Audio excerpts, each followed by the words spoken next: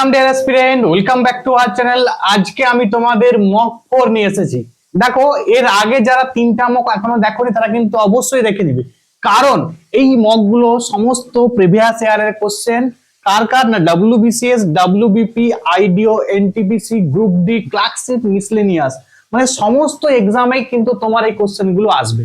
ঠিক আছে, তো প্রত্যেকে তোমরা শেষ পর্যন্ত দেখো, এবং যেগুলো নতুন কোশ্চেন মনে হবে তোমরা কিন্তু অবশ্যই তোমার একটা ডায়েরি মেনটেন করবে, সেটাই কিন্তু নোট ডাউন করে নেবে।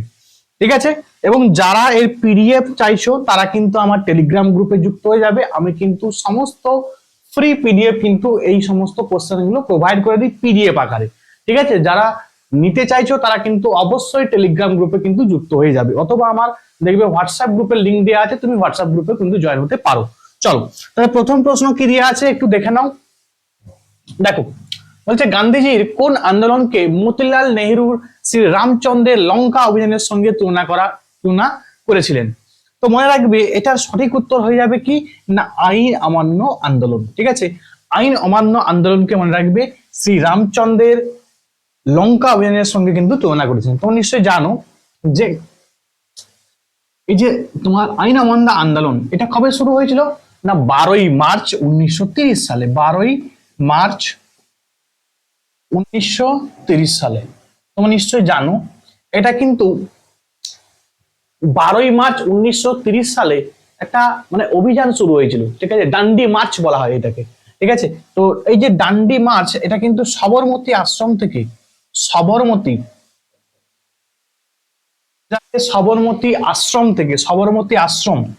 সবরমতী আশ্রম থেকে একদম কিন্তু ডান্ডি পর্যন্ত এই অভিযানটা ছিল। ঠিক আছে, ডান্ডি পর্যন্ত, বোঝা গেল। 12ই মার্চ শুরু হয়েছিল 1930 সালে, 6 এপ্রিল পর্যন্ত, 6 এপ্রিল। তাহলে 12ই মার্চ থেকে 6 এপ্রিল 1930, তাহলে এই মনে রাখবে এই অভিযানটা কিন্তু হয়েছিল। নিশ্চয়ই জানো যে তোমার গান্ধীজির নেতৃত্বে এটা কিন্তু হয়েছিল ডান্ডি মার্চ যেটাকে বলা হয়।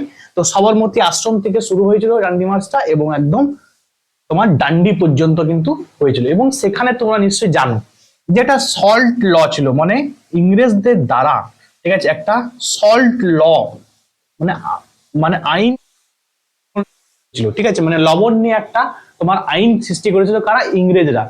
মানে ওখানে কি করা হতো না, প্রচুর পরিমাণে কিন্তু সল্টে কিন্তু কর নেওয়া হতো। ঠিক আছে, ইংরেজদের দ্বারা প্রচুর পরিমাণে কর নেওয়া হতো। তো নিশ্চয়ই জানো যে সল্ট কিন্তু এটা ফ্রিতে, তোমার নিশ্চয়ই জানো যে গুজরাটের বিভিন্ন কোস্টের মধ্যে কিন্তু তোমার জানো উপকূলের মধ্যে ফ্রিতেই কিন্তু লবণ উৎপন্ন হয়, বা সেখানে তোমার লবণ উৎপাদন কষ্টটা কিন্তু এত বেশি নয়। বাট তবু কিন্তু ইংরেজরা মনে রাখবে এই সল্ট ল চালু করেছিল এবং তোমার লবণের উপরে কর বসিয়েছিল। তার এর বিরুদ্ধে কিন্তু গান্ধীজি রুখে দাঁড়িয়েছিলেন, এবং তিনি কিন্তু এই সল্ট লবণকে কিন্তু ভেঙে দিয়েছিলেন এই অভিযানটার মাধ্যমে। ঠিক আছে, এবং তুমি নিশ্চয়ই জানো ডান্ডি অভিযানটা কিন্তু গান্ধীজি কিন্তু একা শুরু করেছিল, এবং যখন তিনি ওখানে 6 এপ্রিল গিয়ে পৌঁছেছিলেন, মানে লক্ষ লক্ষ মানুষ তারা কিন্তু পিছনে পিছনে যে ওই অভিযানটাই কিন্তু অংশগ্রহণ করেছিল। তাহলে এই তো হিস্ট্রি ব্যাকগ্রাউন্ড আছে, একটু পড়তে হবে তোমাকে। আচ্ছা, ভারত ছাড়া আন্দোলন তুমি নিশ্চয়ই জানো যে কুইট ইন্ডিয়া মুভমেন্ট, যেটা 1942 সালে 42 সালে শুরু হয়েছিল, 1942 সালে কুইট ইন্ডিয়া মুভমেন্ট, 1942 সাল। অসহযোগ আন্দোলন, এটাও ইম্পর্টেন্ট, এটাও পরীক্ষায় আসে। তাহলে অসহযোগ নন কোঅপারেশন মুভমেন্ট যেটাকে বলা হয় ইংলিশে নন কোঅপারেশন, 1920 সালে কিন্তু এই আন্দোলনটা হয়েছিল। তাহলে তোমাকে দেখো সবই কিন্তু গান্ধীজি করেছিল। গান্ধীজি কিন্তু সবই এগুলো কিন্তু তোমার লেড করেছিল। ঠিক আছে, তো পরীক্ষা আসে আর কি যে গান্ধীজির ইম্পর্টেন্ট কি কয়েকটা মানে আন্দোলনের নাম বলো। তো আন্দোলনগুলো তোমরা বুঝতে পারছো, অসহযোগ আন্দোলন, আইন অমান্য আন্দোলন। ঠিক আছে, এটা সব ইম্পর্টেন্ট পরীক্ষায় কিন্তু আসে। চলো এবারে পরের প্রশ্ন আমরা দেখে নিই কি আছে। নিচের কোন সংস্থাটি সাংবিধানিক সংস্থার মধ্যে পড়ে না? তাহলে এই যে নিচের যে তোমার সাংবিধানিক সংস্থার মধ্যে কোনটা পড়ে না প্রশ্ন দিয়েছে। তাহলে নিশ্চয়ই তোমরা জানো যে প্ল্যানিং কমিশন মনে রাখবে সাংবিধানিক সংস্থার মধ্যে কিন্তু পড়ে না। কারণ তোমরা নিশ্চয়ই জানো যে প্ল্যানিং কমিশন একটা তোমার নন স্ট্যাটুটরি বডি, নন স্ট্যাটুটরি বডি, এবং মনে রাখবে এটা একটা extra constitutional body, extra constitutional constitutional body, মানে এইটা কিন্তু কোন রকম কিন্তু ভারতের সংবিধানের মধ্যে নেই, এটা কিন্তু ক্যাবিনেট দ্বারা তৈরি করা হয়েছে। কিসের দ্বারা? না ক্যাবিনেট, ক্যাবিনেট দ্বারা এটা কিন্তু তৈরি। বোঝা গেল? তাহলে প্ল্যানিং কমিশন তোমার নিশ্চয়ই জানো যে প্রশ্ন হয় যে প্ল্যানিং কমিশন কবে তৈরি হয়েছিল। প্ল্যানিং কমিশন তৈরি হয়েছিল 1950 সালে, 1950, 1950 সালে প্ল্যানিং কমিশন তৈরি হয়েছিল। পরীক্ষায় খুব ইম্পর্টেন্ট পরীক্ষা আসে, এবং প্ল্যানিং কমিশনের চেয়ারম্যান খুব ইম্পর্টেন্ট, যে ফার্স্ট চেয়ারম্যান, প্ল্যানিং কমিশনের চেয়ারম্যান অলওয়েজ কে হয়? প্রাইম মিনিস্টার হয়। তাহলে সেই সময় প্রাইম মিনিস্টার কে ছিল? জওহরলাল নেহরু। তার মনে রাখবে ফার্স্ট চেয়ারম্যান কে ছিল? না জওহরলাল নেহরু, জওহরলাল নেহরু। প্রত্যেকটাই পরীক্ষায় আসে, প্রত্যেকটাই ইম্পর্টেন্ট, তোমাকে আমি লিখে দিলাম। এবং তোমরা এটাও মনে রাখবে যে প্ল্যানিং কমিশন এই কনসেপ্টটা কোথা থেকে নেওয়া হয়েছে। কনসেপ্ট পরীক্ষা আসে যে তোমার ফান্ডামেন্টাল রাইট এই কনসেপ্টটা কোথা থেকে নেওয়া হয়েছে, ডিপিএসপি এই কনসেপ্টটা কোথা থেকে নেওয়া হয়েছে, ঠিক একই রকম এই প্ল্যানিং কমিশন এই কনসেপ্টটা কোথা থেকে নেওয়া হয়েছিল পরীক্ষায় কিন্তু আসে। মনে রাখবে ইউএসএসআর বা রাশিয়া থেকে কিন্তু এই কনসেপ্টটা নেওয়া হয়েছে। ক্লিয়ার? চলো পরের কোশ্চেন আমরা দেখে নিই কি আছে। বিরজু মহারাজ কোন নৃত্যের সঙ্গে জড়িত? দেখো মহারাজ এই টাইটেলটা মনে রাখবে, যদি মহারাজ টাইটেল দেখতে পাও মনে রাখবে এটা হবে কত্থক। বাকি কি মহারাজ মনে রাখার দরকার নেই, ট্রিক্স, এটাই ট্রিক্স যে তোমার যদি বলে যে এই যে কে কোন নৃত্যের সঙ্গে জড়িত, মহারাজ টাইটেল দেখতে পেলে কি করবে? মনে রাখবে কত্থক। স্যার তোমরা নিশ্চয়ই জানো এই যে ওড়িশি, ঠিক আছে, মনে রাখবে যে মহাপাত্র টাইটেলটা যদি দেখতে পাও মহাপাত্র টাইটেলটা মনে রাখবে যে ওড়িশি নৃত্যের সঙ্গে কিন্তু জড়িত। যেমন তোমরা নিশ্চয়ই জানো যে কেলুচরণ মহাপাত্র, খুব ইম্পর্টেন্ট নাম কিন্তু, হ্যাঁ, কেলুচরণ মহাপাত্র। তাহলে কেলুচরণ মহাপাত্র কোন নৃত্যের সঙ্গে জড়িত? ওড়িশি। তাই ওড়িশিটা তোমরা নিশ্চয়ই জানো যে উড়িষ্যার ক্লাসিক্যাল ডান্স, ঠিক আছে, কোথাকারের? উড়িষ্যার হচ্ছে ক্লাসিক্যাল ডান্স কি না ওডিসি। ভারতনাট্যম নিশ্চয়ই জানো এটা হচ্ছে তামিলনাড়ুর ক্লাসিক্যাল ডান্স, শর্টকাটে লিখলাম আমি। এবং তোমরা নিশ্চয়ই এটাও জানো যে ভারতনাট্যম সব থেকে ওল্ডেস্ট ক্লাসিক্যাল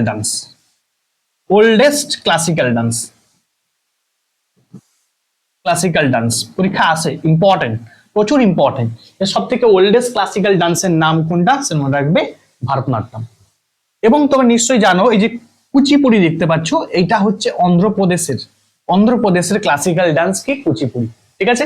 এবং এটাও ইম্পর্টেন্ট যে কুচিপুড়ি ডাব্লিউবিপি, আই থিঙ্ক ডাব্লিউবিপির এই কোশ্চেনটা এসেছিল, ওয়েস্ট বেঙ্গল পুলিশের এই কোশ্চেনটা এসেছিল যে এমন ক্লাসিক্যাল ডান্সের নাম বলো যেটি ওইখানের গ্রামের নাম থেকে নেওয়া হয়েছে। মানে রাখবে কুচিপুড়ি একটা গ্রামের নাম, ঠিক আছে, একটা গ্রামের নাম। তো ওই গ্রামের নাম থেকে মনে রাখবে এই তোমার কুচিপুড়ি তোমার ক্লাসিক্যাল ডান্সটা কিন্তু এসেছে। এবং এটা মনে রাখবে খুব ইম্পর্টেন্ট, এই জিনিসটা তোমাদের অবশ্যই জেনে রাখতে হবে যে রেড্ডি, এই রেড্ডি টাইটেলটা যদি দেখতে পাও, ঠিক আছে, বা রেড্ডি এটা থাকে তোমার, তখন মনে রাখবে সেটা কিন্তু কুচিপুড়ি নৃত্যের সঙ্গে জড়িত। তাহলে যারই রেড্ডি টাইটেল থাকবে সে কোন নৃত্যের সঙ্গে জড়িত? না কুচিপুড়ি নৃত্যের সঙ্গে জড়িত, বা কুচিপুড়ি ক্লাসিক্যাল ডান্সের সঙ্গে জড়িত। চলো নেক্সট কোশ্চেন আছে, এবং এটা দেখালো একটু কত্থক হচ্ছে ইউপি, কখনো কখনো থাকবে ইউপি, বা কখনো কখনো তুমি দেখতে পাবে নর্থ ইন্ডিয়া বা উত্তর ভারত, ঠিক আছে, নর্থ ইন্ডিয়া বা উত্তর ক্লাসিক্যাল ডান্সের নাম যদি আসে তখন মনে রাখবে কত্থক, ঠিক আছে। কথাকলি আলাদা কিন্তু, বলে দিই তোমাদের, কথাকলি যদি ক্লাসিক্যাল ডান্স হয় সেটা কিন্তু কেরালা, ঠিক আছে, কেরালা। এবং কেরালার দুটো ক্লাসিক্যাল ডান্স তোমরা জানো, কথাকলি এবং হচ্ছে মোহিনী আট্টাম, ঠিক আছে, মোহিনী আট্টাম পরীক্ষায় খুব ইম্পর্টেন্ট। মোহিনী আট্টাম এবং হচ্ছে কথাকলি এই দুটি হচ্ছে ক্লাসিক্যাল ডান্স, কোথাকারে? না কেরালা। চলো পরের কোশ্চেন আমরা দেখে নিই। নাবার্ড বলছে নাবার্ড কোন পঞ্চবার্ষিকী পরিকল্পনায়, কোন 5 ইয়ার প্ল্যানে তৈরি হয়েছিল? তো তোমরা নিশ্চয়ই জানো যে নাবার্ড তৈরি হয়েছিল কবে? না 5 ইয়ার প্ল্যান। কত নম্বর 5 ইয়ার প্ল্যানে? 6 নম্বর 5 ইয়ার প্ল্যানে নাবার্ড তৈরি হয়েছিল। নাবার্ড নিয়ে তোমাদের একটু জানতে হবে।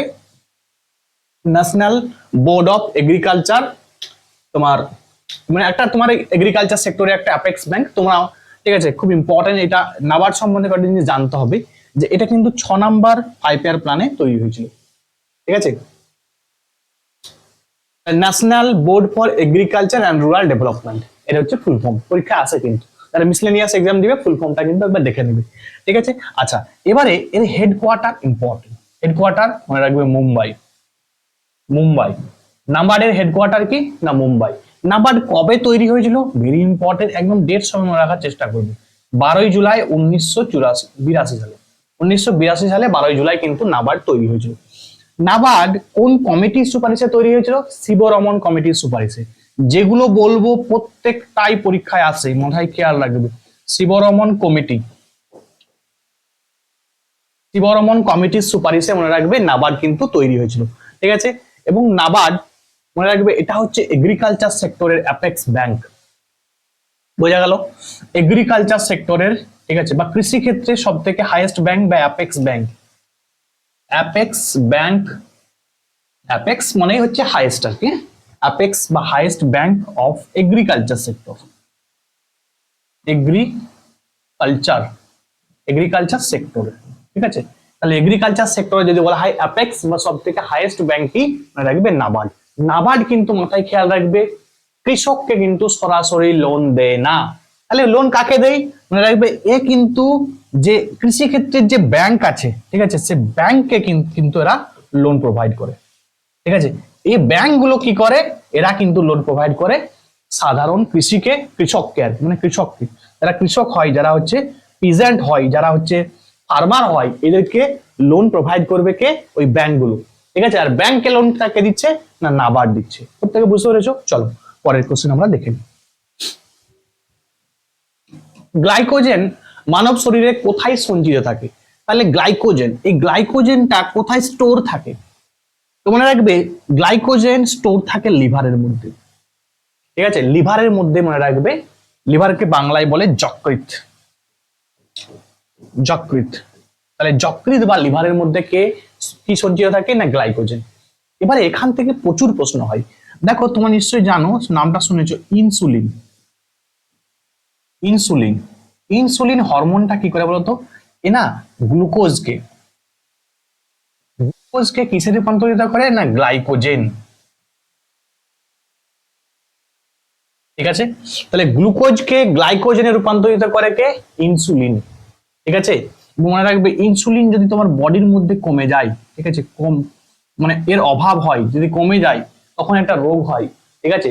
রোগটা কি না ডায়াবেটিস মেলিটাস রোগ হয়। ডায়াবেটিস, ডায়াবেটিস কি না মেলিটাস, মেলিটাস ডিজিজ বা রোগটা হয় যদি এটার অভাব দেখা যায়, যদি এটা অভাব থাকে বা কম হয়, বুঝা গেল। আচ্ছা, এখন এখন মনে রাখবে এর উল্টো কাজ করে, কি কাজ করে, এ কিন্তু গ্লাইকোজেনকে, গ্লাইকোজেনকে কি করে না গ্লুকোজে রূপান্তরিত করে, গ্লুকোজ, ঠিক আছে। তাহলে একে অপরের বিপরীত কাজ করে, এটা মাথায় খেয়াল রাখবে। হার্ট, তোমার নিশ্চয়ই হার্ট থেকে অনেক কোশ্চেন আছে, তোমাদের আমি দু একটা লেখাচ্ছি, মনে রাখবে। হার্টের আবরণীর নাম পড়ে পেরিকার্ডিয়াম, পেরিকার্ডি, পেরিকার্ডিয়াম, ঠিক আছে। হার্টের যে বাইরের আবরণী থাকে তার নাম কি পেরিকার্ডিয়াম, পেরিকার্ডি, পেরিকার্ডিয়াম, পেরিকার্ডিয়াম, ঠিক আছে। আচ্ছা, এবং তোমরা নিশ্চয়ই জানো পরীক্ষা আসে যে মানব দেহের হৃৎপিণ্ডের নাম্বার অফ চেম্বার কতগুলি থাকে। তাহলে মানব দেহের চেম্বার তোমরা বলার দরকার নেই, সবাই তোমরা নিশ্চয়ই জানো যে আমাদের টোটাল হচ্ছে 4টা চেম্বার থাকে। এটা পরীক্ষা আসবে না, কি পরীক্ষা আসবে, ককরোচ, ঠিক আছে। ককরোচ মানে কি আরশোলা, আরশোলার, আরশোলার কতগুলি চেম্বার থাকে মনে রাখবে 13টি, এটি পরীক্ষা আসবে, এটি পরীক্ষা আসবে। আরশোলার নাম্বার অফ চেম্বার কতগুলি থাকে 13টি।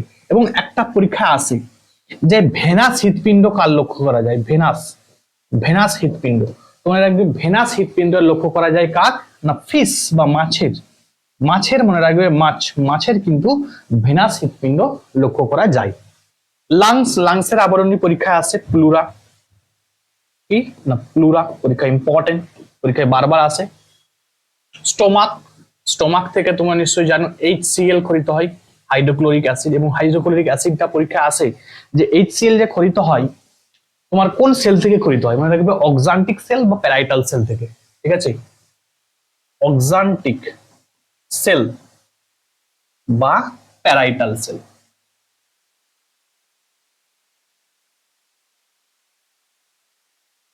এটা কিন্তু WBCS এই কোশ্চেনটা এসেছিল।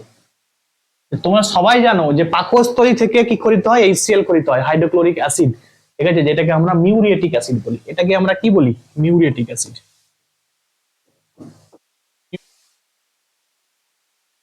অ্যাসিড, তাই তো, এটাকে আমরা মিউরিয়েটিক অ্যাসিড বলি। তো মনে রাখবে এটা খরিত হয় অক্সান্টিক সেল বা প্যারাইটাল সেল থেকে তোমাদের স্টোমাকের, ঠিক আছে। চলো পরে আবার বলবো পরবর্তীতে। চলো, বলছে কোন বস্তুর ভর কোথায় শূন্য হয়, তাহলে কোন বস্তুর ভর, ভর মানে স্যার মাস, মাস, তাহলে বলছে পৃথিবীর কোথায় কোন বস্তুর মাস, মাস কি হয় না জিরো হয়। দিয়ে দেখো পোল দিয়ে দিয়েছে, ইকুয়াডর দিয়েছে, সেন্টার দিয়ে দিয়েছে, বলছে নান। তো এটা সঠিক উত্তর কি হবে, এটা তোমরা অনেকে করে আসবে সেন্টার অফ দা আর্থ, ভুল হয়ে যাবে। এটা মনে রাখবে নান, কোন জায়গাতেই মনে রাখবে মাস কিন্তু জিরো হবে না, ভর কখনোই কিন্তু শূন্য হয় না, এটা মাথায় খেয়াল রাখতে হবে। সেটা পৃথিবীর যে কোনো জায়গায় তুমি নিয়ে যাও তাকে, পৃথিবী বা পৃথিবীর বাইরে, এর মাস কিন্তু কোনো চেঞ্জ হয় না, ঠিক আছে, অপরিবর্তিত অবস্থায় থাকে। আমরা তোমাকে একটু দেখিয়ে দিই, পৃথিবীর এগুলো জানতে হবে তোমাকে কিন্তু, হ্যাঁ। বাট চেঞ্জ হয় কিসের না, ভারের চেঞ্জ হয়, ভার বা পরিবর্তন হয়, ঠিক আছে। কারণ তোমরা নিশ্চয়ই জানো জি এর মান কিন্তু সব জায়গায় সেম নয়। ভার সমান কি, সমান কি, ডাব্লিউ সমান mg পড়েছো না, তাহলে এম তো কি বললাম, এম ফিক্সড, এই যে এম মাস, মাস কিন্তু ফিক্সড, বাট জি এর মানটা কিন্তু চেঞ্জ হয়। তাহলে পৃথিবীর কোথায় ভার বেশি কোথায় ভার কম পরীক্ষা আসে, ঠিক আছে। তোমাদের আমি লিখে দিচ্ছি, এটা কি, এটা হচ্ছে নিরক্ষরেখা, ইংলিশে বলা হয় কি ইকুয়াডোর, ইকুয়াডোর বা নিরক্ষরেখা এটাকে বলা হয়, এটা হচ্ছে নিরক্ষরেখা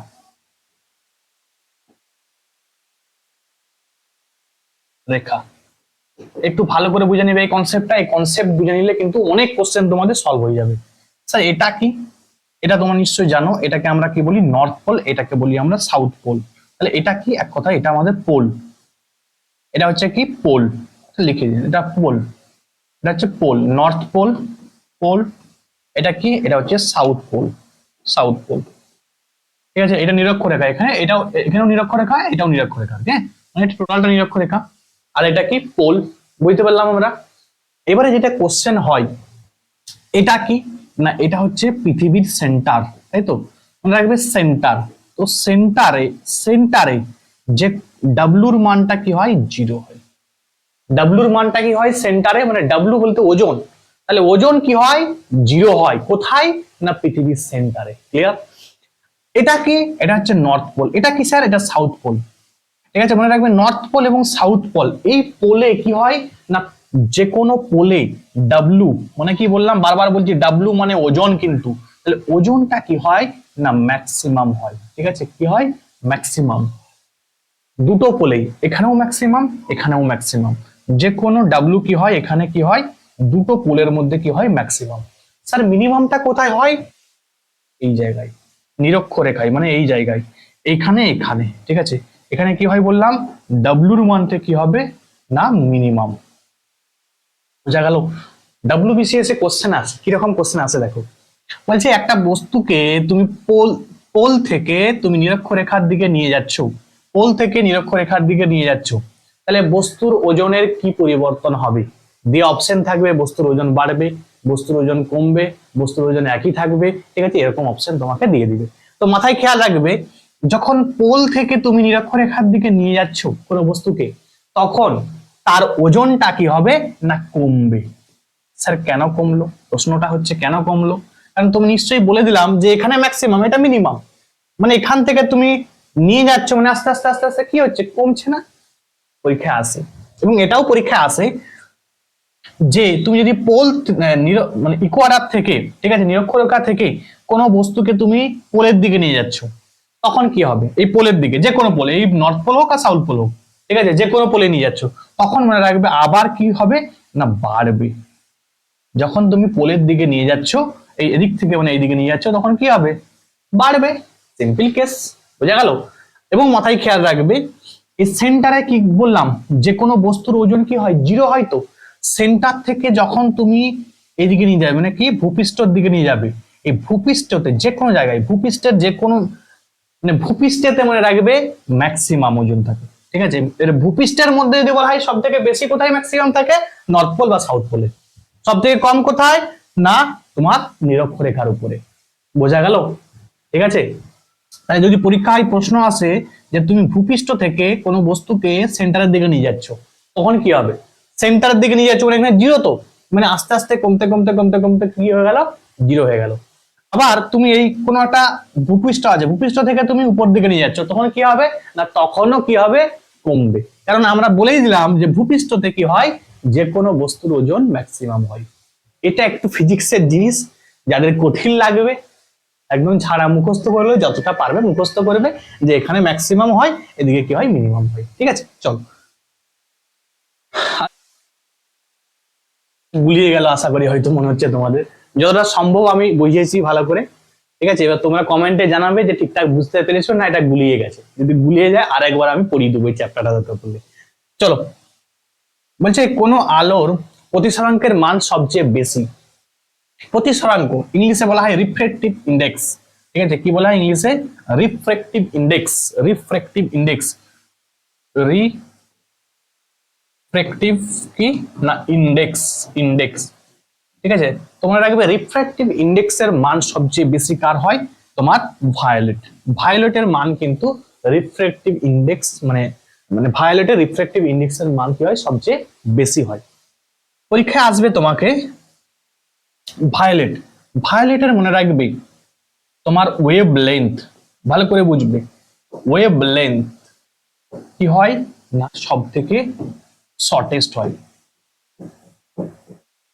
শর্টেস্ট। তার সব থেকে লংগেস্ট ওয়েভলেন্থ কার হয়? না লংগেস্ট ওয়েভলেন্থ হয় রেডের। রেড, রেড কালারের ওয়েভলেন্থটা কি হয়? ওয়েভলেন্থ, ওয়েভলেন্থ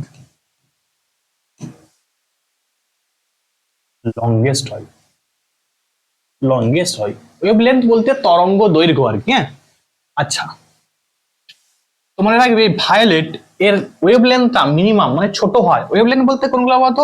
এই যে ওয়েভের আকারে যায় না, মানে তোমার যে কোনো লাইটের কি হয়? ওয়েভ আকারে যায়। তো এটা মনে রাখবে ছোট ছোট ওয়েভলেন্থ। ঠিক আছে, আর যে ছোট হয় সে কি হয়? অনেক স্পিডে যেতে পারবে। তো তাহলে মনে রাখবে এই ভায়োলেটের কি হয়? এনার্জি কি হয়? ম্যাক্সিমাম হয়। এনার্জি কি হয়? এনার্জি কি হয়? এনার্জি হচ্ছে এর ম্যাক্সিমাম। সব থেকে এনার্জি কার বেশি? তো মনে রাখবে এই ভায়োলেটের কিন্তু এনার্জি কি হয়? ম্যাক্সিমাম হয়। তাহলে এনার্জি মিনিমাম কার হবে? রেডের হবে। এনার্জি কি হবে? মানে শক্তি, এনার্জি মানে শক্তি। শক্তি কি হয় এর? এর হচ্ছে মিনিমাম। এগুলো পরীক্ষা আসে কিন্তু, হ্যাঁ পরবর্তীতে তোমাকে আমি পড়াবো আরো। আর মনে রাখবে যে ব্ল্যাক, এটা পরীক্ষা আসে যখন কোনো একটা ব্যক্তি কোনো মহাকাশে যাচ্ছে। ঠিক আছে, কোনো মহাকাশে সে যাচ্ছে, মহাকাশে, মহাকাশ থেকে সে আকাশকে কেমন দেখাবে? ঠিক আছে, মানে কোনো মহাকাশচারী, ঠিক আছে, মহাকাশচারী সে আকাশকে কেমন দেখবে? মনে রাখবে সে আকাশকে কিন্তু ব্ল্যাক কালারের দেখবে। ঠিক আছে, কোনো একটা মহাকাশচারী সে আকাশকে কেমন কালারের দেখবে? না সে ব্ল্যাক কালারের দেখবে কিন্তু। হ্যাঁ, চলো। অভ্র, মাইকা, তাই তো মাইকা। এই মাইকা উৎপাদনে প্রথম রাজ্য কোনটা? তো মনে রাখবে মাইকা উৎপাদনে প্রথম রাজ্য হচ্ছে অন্ধ্রপ্রদেশ। অন্ধ্রপ্রদেশে তোমরা নিশ্চয়ই জানো নেল্লোর, নেল্লোর এখানে কিন্তু প্রচুর পরিমাণে মাইকা পাওয়া যায়। ঠিক আছে, এবং নেল্লোর ডিস্ট্রিক্টটা খুব ইম্পর্টেন্ট। কেন বলতো? এখানে একটা পরীক্ষা আসে যে শ্রিম ক্যাপিটাল কাকে বলা হয়? শ্রিম ক্যাপিটাল অফ ইন্ডিয়া পরীক্ষা আসে। নেল্লোর ডিস্ট্রিক্টকে কি বলা হয়? Shrimp, shrimp capital, shrimp capital of India, of stream capital কাকে বলা হয়? এই নেল্লোর ডিস্ট্রিক্টকে বলা হয়। কেন বলা হয়? কারণ এখানের মধ্যেই মানে এই অন্ধ্রপ্রদেশের মধ্যে সব থেকে স্ট্রিমটা কিন্তু বেশি হয়। স্ট্রিম বলতে চিংড়ি, যেটাকে আমরা বলি চিংড়ি মাছ, চিংড়ি মাছ বলি না, তাই চিংড়ি, এই চিংড়ি মাছটা মনে রাখবে ম্যাক্সিমাম কোথায় উৎপন্ন হয়? তো মনে রাখবে অন্ধ্রপ্রদেশের মধ্যে চিংড়ি কিন্তু সব থেকে বেশি উৎপন্ন হয়। ক্লিয়ার? মহারাষ্ট্র, মহারাষ্ট্র তোমরা নিশ্চয়ই জানো পেঁয়াজ পরীক্ষা আসবে, অনিয়ন, তাই তো? অনিয়ন মানে তো পেঁয়াজ নাকি? অনিয়ন। তো এই যে অনিয়ন, অনিয়নটা সব থেকে বেশি কোথায় চাষ হয়? মনে রাখবে পেঁয়াজ। পেঁয়াজ কিন্তু উৎপন্ন হয় সব থেকে বেশি কোথায়? না মহারাষ্ট্রে। মধ্যপ্রদেশ, মধ্যপ্রদেশে নিশ্চয়ই জানো ডাল খাও তোমরা, ডাল যেটাকে ইংলিশে বলে পালস, তাই তো? তো এই ডাল চাষ কিন্তু সব থেকে ম্যাক্সিমাম কোথায় হয়? মনে রাখবে মধ্যপ্রদেশের মধ্যে। ইউপির মধ্যে তোমরা নিশ্চয়ই জানো যে সুগার কেন, সুগার কেন, সুগার কেন মানে ওই আখ আর কি, আখ চাষ বলি না, আখ। এই আখ সব থেকে বেশি কোথায় চাষ হয়? তোমার রাখবে ইউপি বা উত্তরপ্রদেশের মধ্যে সব থেকে বেশি আখ চাষ কিন্তু হয়। ঠিক আছে, চলো। কোন বাঙালি প্রথম জ্ঞানপীঠ অ্যাওয়ার্ড পেয়েছিল? জ্ঞানপীঠ পুরস্কার, তাহলে জ্ঞানপীঠ পুরস্কার প্রথম পেয়েছিল তারাশঙ্কর বন্দ্যোপাধ্যায়, তারাশঙ্কর বন্দ্যোপাধ্যায়। এবং এই তারাশঙ্কর বন্দ্যোপাধ্যায় গণদেবতার জন্য, গণদেবতা, গণদেবতার জন্য কিন্তু তিনি পেয়েছিলেন কি না জ্ঞানপীঠ পুরস্কার। জ্ঞানপীঠ পুরস্কারটা কি না সাহিত্যের সর্বোচ্চ সম্মান। ঠিক আছে, মনে রাখতে পারবে, সাহিত্যের, সাহিত্যের সর্বোচ্চ সম্মান, আমার দেশের সাহিত্যের সর্বোচ্চ সম্মানের নাম কি না জ্ঞানপীঠ পুরস্কার। জ্ঞানপীঠ পুরস্কার প্রথম কে পেয়েছিল? প্রথম ইন্ডিয়ান যদি বলা হয়, ফার্স্ট ইন্ডিয়ান, ফার্স্ট ইন্ডিয়ান, প্রথম ইন্ডিয়ান মানে ফার্স্ট, প্রথম ভারতীয়, প্রথম ভারতীয় মনে রাখবে জি শঙ্কর কুরুপ, ইনি কিন্তু প্রথম ভারতীয় যিনি জ্ঞানপীঠ পুরস্কার পেয়েছিলেন। তারাশঙ্কর বন্দ্যোপাধ্যায় বাঙালি, আমাদের বাঙালি, বাংলার মানুষ, বুঝতে পারছো, বাঙালি গণদেবতার জন্য। ঠিক আছে, তিনি কি পেয়েছিলেন না তারাশঙ্কর বন্দ্যোপাধ্যায় প্রথম জ্ঞানপীঠ পুরস্কার পেয়েছিলেন যে বাঙালি হিসাবে। এবং তারাশঙ্কর বন্দ্যোপাধ্যায়েরই একটা আছে, তোমরা নিশ্চয়ই জানো যে হাসুলি বাকের উপকথা, পরীক্ষা আছে যে হাসুলি বাকের উপকথা এটা কার লেখা? হাসুলি বাকের উপকথা, উপকথা, ঠিক আছে, হাসুলি বাকের উপকথা, হাসুলি বাকের উপকথা এটাও তারাশঙ্কর বন্দ্যোপাধ্যায়, তোমরা নিশ্চয়ই জানো। আচ্ছা, আশাপূর্ণা দেবী, আশাপূর্ণা দেবী মনে রাখবে প্রথম ফার্স্ট ইন্ডিয়ান ওম্যান, ভালো করে বুঝবে, ফার্স্ট ইন্ডিয়ান ওম্যান, প্রথম ভারতীয় মহিলা যে কি না জ্ঞানপীঠ অ্যাওয়ার্ড উইনার। ঠিক আছে, কি জ্ঞানপীঠ অ্যাওয়ার্ড উইনার, ঠিক আছে, অ্যাওয়ার্ড বিজেতা, বোঝা গেল। এবং এই আশাপূর্ণা দেবী তোমরা নিশ্চয়ই জানো যে প্রথম প্রতিশ্রুতি, খুব ইম্পর্টেন্ট, এটার জন্যই তিনি কিন্তু এই জ্ঞানপীঠ পুরস্কার তিনি পেয়েছিলেন। ঠিক আছে, প্রথম প্রতিশ্রুতি, প্রথম প্রতিশ্রুতি, এই প্রথম প্রতিশ্রুতির জন্যই তিনি কিন্তু মনে রাখবে জ্ঞানপীঠ অ্যাওয়ার্ড কিন্তু পেয়েছিলেন। ঠিক আছে, মোস্ট ইম্পর্টেন্ট এগুলোই পরীক্ষায় বেশি আসে, এগুলো তোমাদের বলে দিলাম। দেখো আমি যে জায়গাটা বলছি তোমাদের জ্ঞানপীঠ অ্যাওয়ার্ড বলছি, তো জ্ঞানপীঠ অ্যাওয়ার্ড নিয়ে পুরোটাই কিন্তু বলে দিচ্ছি যাতে তোমাদের কোনো রকম সমস্যা না হয়। ঠিক আছে, তো দেখো এগুলো কিন্তু যারা চ্যাপ্টার পড়েছো তারা কিন্তু একদম ক্লিয়ার ভিউ পাবে। দেখো আমি কিন্তু আমার ব্যাচে চ্যাপ্টার ওয়াইজ পড়াচ্ছি, তোমরা যদি চ্যাপ্টার ওয়াইজ দেখতে চাও, পড়তে চাও আমার কাছে, তো তোমরা কিন্তু পড়তে পারো। ঠিক আছে, তাহলে তোমাদের আমি কিন্তু এই নাম্বারটা আমার দিয়ে দিলাম, তোমরা কিন্তু আমার পেড ব্যাচ নিতে পারো, বেশি ফিজ নয়, একদম মিনিমাম ফিজে, মান্থলি ফিজে পড়াই আমি। ঠিক আছে, তোমরা অ্যাডমিশন নিতে চাইলে এই নাম্বারে অ্যাডমিশন নেওয়ার জন্য আমাকে কন্ট্যাক্ট করবে, তোমার আমি বলে দেবো। ঠিক আছে, হ্যাঁ, কোন রাজার উপাধি ছিল বাতাপি কোন্ডা? ভালো করে বুঝো, বাতাপি কোন্ডা। তো বাতাপি কোন্ডা মনে রাখবে নরসিংহ বর্মন ওয়ান, ইনাকে কি বলা হয় না বাতাপি কোন্ডা। কারণ কি স্যার? কারণ নিশ্চয়ই জানো ইনি কিন্তু বাতাপি দখল করেছিল। বাতাপিটা কাদের রাজধানী ছিল তুমি নিশ্চয়ই জানো, তোমাদের বলেছি এর আগে যে চালুক্য, চালুক্য, চালুক্যদের রাজধানী কি ছিল না রাজধানী ছিল বাতাপি বা বাতাপি বা বাদামি, বাদামি।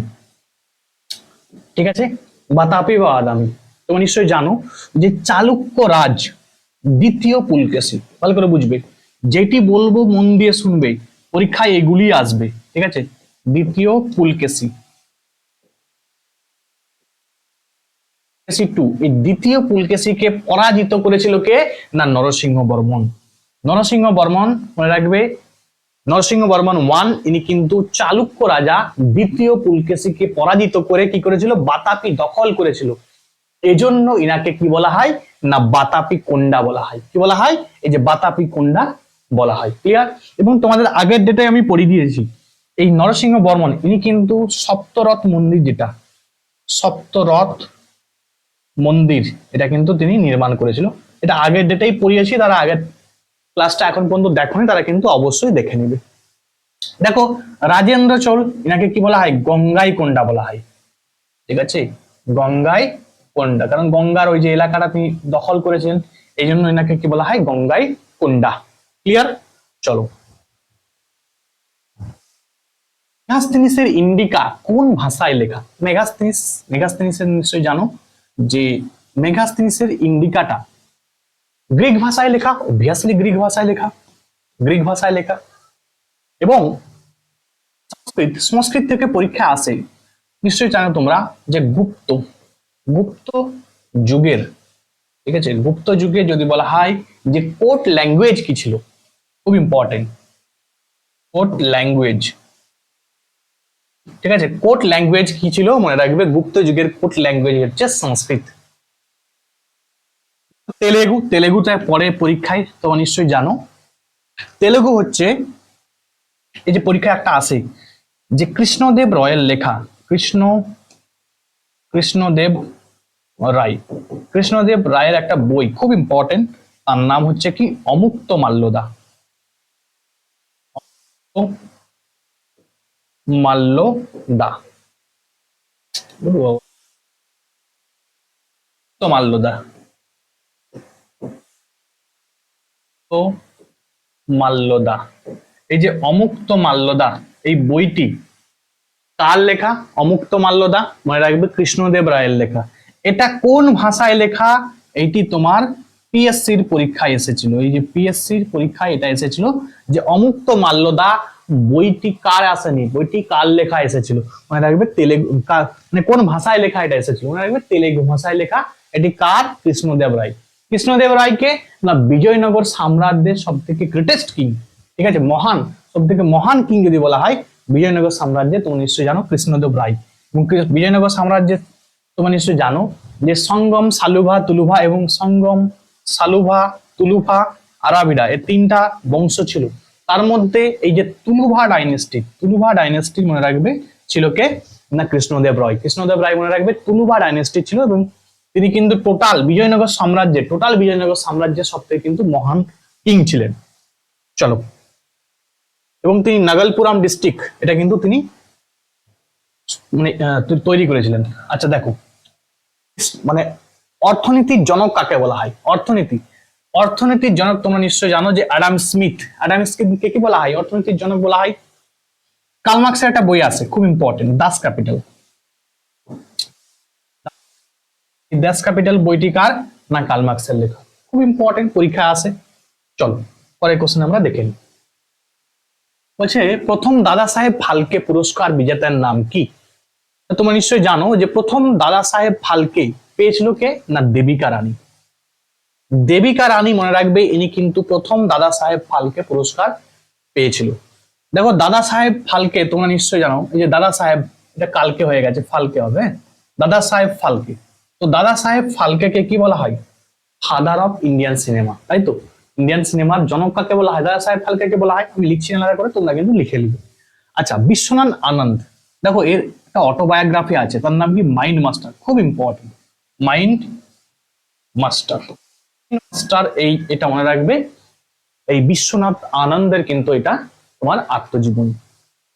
এবং বিশ্বনাথ আনন্দ ইনি কিন্তু দাবা প্লেয়ার ছিল, চেস প্লেয়ার, চেস, এটা মহান একজন চেস প্লেয়ার বা দাবা প্লেয়ার ছিল, দাবা।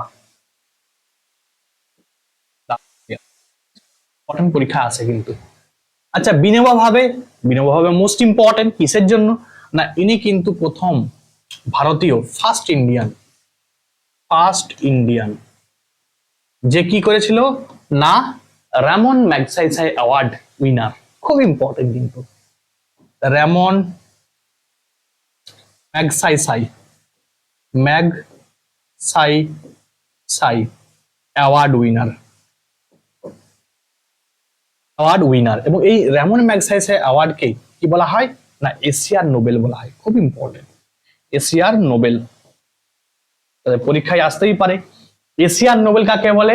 না র্যামন ম্যাগসাইসাই অ্যাওয়ার্ডকে বলা হয়। এই র্যামন ম্যাগসাইসাই অ্যাওয়ার্ড উইনার কে ছিল? না বিনোবা ভাবে ছিল। ক্লিয়ার? চলো পরের প্রশ্ন আমরা দেখে নিই। এর কোন বইটি স্বামী বিবেকানন্দের লেখা নয়? তাহলে স্বামী বিবেকানন্দের লেখা কোন বইটা নয়? দেখো স্বামী বিবেকানন্দের লেখাগুলো আগে তুমি জেনে নাও। বর্তমান ভারত, হ্যাঁ এটা কিন্তু স্বামী বিবেকানন্দের লেখা। ইস্ট অ্যান্ড ওয়েস্ট মানে প্রাচ্য অ্যান্ড পাশ্চাত্য, অবশ্যই এটা লেখা। আচ্ছা পরিব্রাজক, এটাও কিন্তু স্বামী বিবেকানন্দের লেখা। ইন্ডিয়ান স্ট্রাগল তোমাদের আগের দিনই পড়িয়েছি, এটা কিন্তু কার লেখা? এটা হচ্ছে নেতাজির লেখা। তাহলে এটাই আমাদের উত্তর হবে। ঠিক আছে, এটাই উত্তর হবে। খুব ইম্পর্টেন্ট, পরীক্ষায় তোমরা আসে, তোমরা একবার দেখে নিও ভালো করে। হাইকোর্টের প্রথম মহিলা প্রধান বিচারপতির নাম কি? তো মনে রাখবে হাইকোর্টের প্রথম মহিলা বলেছে, ঠিক আছে। তো মনে রাখবে এটা কিন্তু লেইলা সেট হবে, ঠিক আছে। লেইলা সেট মনে রাখবে হাইকোর্টের প্রথম মহিলা বিচারপতি। ক্লিয়ার? যদি প্রশ্ন হয় যে হাইকোর্টের মানে কলকাতা হাইকোর্টের যে মঞ্জুলা চেল্লুর মনে রাখবে কলকাতা হাইকোর্টের,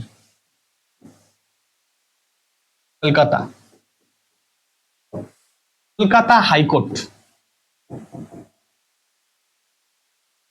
এর ফার্স্ট ওমেন চিফ জাস্টিস, ঠিক আছে। ওমেন চিফ জাস্টিস,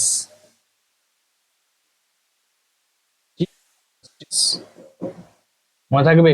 তাহলে যদি বলা হয় কলকাতা হাইকোর্টের প্রথম মহিলা প্রধান বিচারপতির নাম কি? নাম মঞ্জুলা চেল্লুর। বার্নিস পিকক মনে রাখবে কলকাতা হাইকোর্টের প্রথম বিচারপতি, ফার্স্ট চিফ জাস্টিস কলকাতার মনে রাখবে প্রথম চিফ জাস্টিস বা প্রধান বিচারপতি। ফাতিমা বিবি মনে রাখবে ইনি কিন্তু সুপ্রিম কোর্ট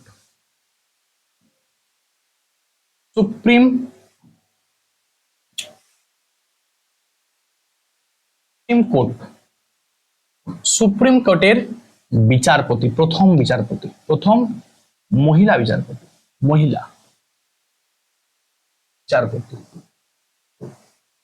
সুপ্রিম কোর্টের একজন মহিলা বিচারপতি, তিনি কিন্তু ফাতেমা বিবি প্রথম। এবার তোমাদের প্রশ্ন হতে পারে স্যার সুপ্রিম কোর্টের প্রথম মহিলা প্রধান বিচারপতি কে? তো মনে রাখবে এখন পর্যন্ত কিন্তু সুপ্রিম কোর্টের প্রথম মহিলা বিচারপতি কেউ কিন্তু হয়নি, মানে কোনো মহিলা সুপ্রিম কোর্টের এখনো কিন্তু প্রধান বিচারপতি হয়নি, এটা কিন্তু মাথায় খেয়াল রাখবে। এবং তোমরা আমাকে কমেন্টে জানাবে যে সুপ্রিম কোর্টের প্রথম বিচারপতির নাম কি, এটা তোমরা আমাকে অবশ্যই কিন্তু কমেন্টে জানাবে যে সুপ্রিম কোর্টের প্রথম বিচারপতি। পোখরান 1 পোখরান 2 ইম্পর্টেন্ট। তো এই পোখরান 2 এটা নিউক্লিয়ার একটা টেস্ট আর কি, ঠিক আছে, নিউক্লিয়ার টেস্ট। তো এই কোড নামটি ছিল মনে রাখবে অপারেশন শক্তির ছিল, ঠিক আছে, অপারেশন শক্তি। আর স্মাইলিং বুদ্ধা এটা মনে রাখবে পোখরান 1। পোখরান 1 যদি বলা হয় তো মনে রাখবে পোখরান 1 এর এই যে টেস্টের কোড নাম কি ছিল? স্মাইলিং বুদ্ধা। তো মনে রাখবে এই পোখরান 1 কত সালে হয়েছিল? পরীক্ষায় আসে 1974, 1974 সালে। স্যার পোখরান এই যে পোখরান 2 এটা কত সালে হয়েছিল? পোখরান 2 মনে রাখবে পোখরান 2 হয়েছিল 1998 সালে। 1998 সালে হয়েছিল কি না পোখরান 2, যেটাকে আমরা কি বলি না তোমার অপারেশন শক্তি, ঠিক আছে। চলো পরের প্রশ্ন আমরা দেখে নিই। কোন মৌলের ক্যাটিনেশন ধর্ম সব থেকে বেশি, সর্বাধিক? তো পরীক্ষা এটাও ইম্পর্টেন্ট, মনে রাখবে কার্বনের কিন্তু ক্যাটিনেশন ধর্মটা কি হয়? সব থেকে বেশি। অক্সিজেন তোমরা নিশ্চয়ই জানো যে অক্সিজেন কিন্তু আগুন জ্বালাতে সাহায্য করে, ঠিক আছে, আগুন জ্বালাতে সাহায্য করে। আগুন জ্বালাতে সাহায্য করে কি না অক্সিন। আচ্ছা এবার দেখো হাইড্রোজেন মনে রাখবে সবচেয়ে হালকা গ্যাস, সবচেয়ে হালকা গ্যাসের যদি নাম আসে তখন মনে রাখবে তোমার হাইড্রোজেন হচ্ছে সব থেকে হালকা গ্যাস। বাট মনে রাখবে এটা কিন্তু একটা দাহ্য গ্যাস, এটা কিন্তু নিজে নিজে জ্বলে যায়। এই জন্য কিন্তু মনে রাখবে হাইড্রোজেনকে কিন্তু গ্যাস বেলুনে পড়া হয় না। গ্যাস বেলুনে এটার পরিবর্তে কি ব্যবহার করা হয়? হিলিয়াম গ্যাসকে মনে রাখবে গ্যাস বেলুনে পড়া হয়, ঠিক আছে। গ্যাস বেলুনে পরীক্ষা আছে, খুব ইম্পর্টেন্ট যে গ্যাস বেলুনের মধ্যে কোন গ্যাস ধরা হয়? মনে রাখবে হিলিয়াম গ্যাসকে নাইট্রোজেন তোমরা নিশ্চয়ই জানো যে অ্যাটমোস্ফিয়ার, সব থেকে ম্যাক্সিমাম, পরীক্ষায় আসে এটাও, যে সব থেকে ম্যাক্সিমাম অ্যাটমোস্ফিয়ারের মধ্যে কোন গ্যাসটা আছে, মনে রাখবে নাইট্রোজেন গ্যাস। ঠিক আছে, নাইট্রোজেনটা সব থেকে বেশি পরিমাণে আছে। আচ্ছা, ভারতের প্রথম কবে নাগরিকতা সংশোধন আইন পাস হয়েছিল? তাহলে নাগরিকতা সংশোধন আইন পাস হয়েছিল, মনে রাখবে যেটা সিটিজেনশিপ অ্যামেন্ডমেন্ট অ্যাক্ট বলা হয়। তো 1955 সালে, 1955 সালে ফার্স্ট সিটিজেনশিপ অ্যামেন্ডমেন্ট অ্যাক্ট কিন্তু পাস হয়েছিল। 1969 সাল অনেক পরীক্ষায় আসে, ইসরো, ইসরো ইসরো তৈরি হয়েছিল কত সালে? 1969 সালে। 1969 সালে তোমরা নিশ্চয়ই জানো যে ফার্স্ট নিউক্লিয়ার পাওয়ার প্ল্যান্ট তোমাদের আগের ডেটা আমি পড়িয়েছি কি না, তারাপুর,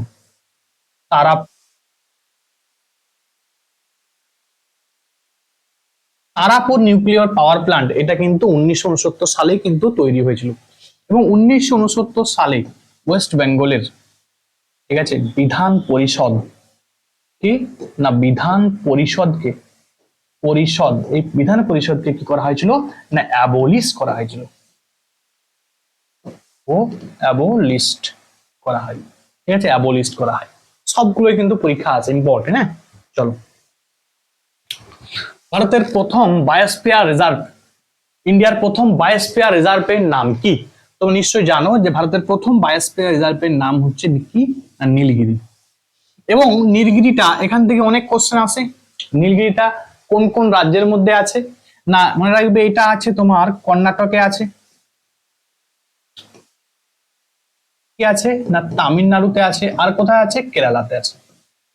ঠিক আছে, কর্ণাটক, কেরালা, তামিলনাড়ু, এই তিনটা জায়গা জুড়ে কিন্তু নীলগিরি আছে। এবং নীলগিরিতে তোমরা নিশ্চয়ই জানো, আমরা যদি এটাকে আমরা ভারতের নিচের অংশটাকে মনে করি, তো এটা নিশ্চয়ই জানো এটা পশ্চিম ঘাট, এটা কি, এটা হচ্ছে পূর্ব ঘাট। ঠিক আছে, তো এই পশ্চিম ঘাট পূর্ব ঘাট কোথায় মিলিত হয়েছে?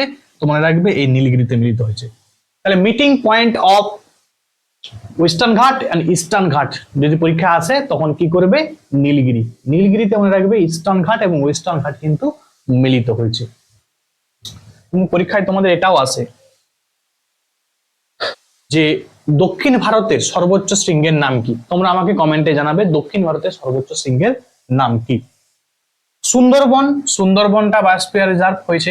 ঠিক আছে, তোমরা নিশ্চয়ই জানো যে বায়োস্ফিয়ার রিজার্ভ হয়েছে কত সালে? 1989 সালে। সালটা ইম্পর্টেন্ট, পরীক্ষা আছে। হ্যাঁ, সুন্দরবন থেকে অনেক কিছু আসে। সুন্দরবনটা টাইগার রিজার্ভ হয়েছিল 1973 সালে। সুন্দরবনটা ওয়ার্ল্ড হেরিটেজ সাইট হয়েছিল 1987 সালে।